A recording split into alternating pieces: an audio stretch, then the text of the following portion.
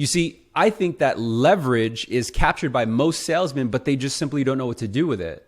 Meaning you might know, or you might come to find out that Jim needs a little bit of cash to pay off debt, and we'll just write that down, right? Like Jim looking for debt consolidation, 30K debt, or Jim's looking to buy a $500,000 home. And so that's the objective for Jim, right? But how many of us actually utilize rapport in order to find out why that's important to Jim? You see, what I've learned in actually studying emotional intelligence and kind of studying the behaviors of consumers is that they're very much like us. In order for us to take action or to do something, there has to be a return on it. Does that make sense? So the reason why you do cold calling, as much as you dread it, the reason why you take that 30-minute 1003 with someone who has 99 questions because you dread it, is because there's a return, right? There's a return in compensation. There's a return on making a sale. There's a return on increasing your confidence in actually making something of it.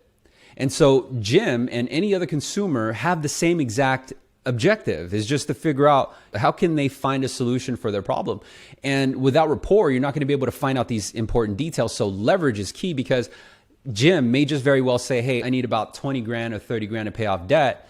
And if we just take it as that, just at face value, we won't really understand why that's a pain point for Jim. And that is where our leverage is, right?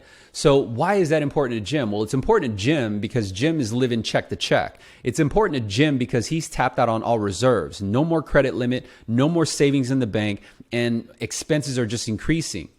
Jim needs help because Jim just had a baby, and now there's other expenses to consider, and there's a drop in income while Mrs. Jim is on maternity leave. Does that make sense? So it goes deeper into the actual reasons why. But at face value, when you ask Jim, hey, how can I help you, Jim? And Jim says, yeah, I'm thinking about paying off some debt, maybe doing some home improvements. Then we need to figure out why that's important. And that piece is leverage. Now, the reason why leverage is important is because when you think of leverage, right?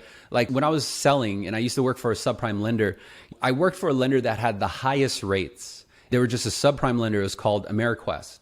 And this company specialized in selling 2-year fixed ARMs with a 3-year prepayment penalty.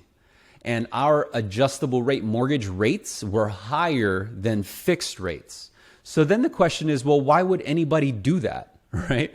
Well, number one, they did it because they needed the solution.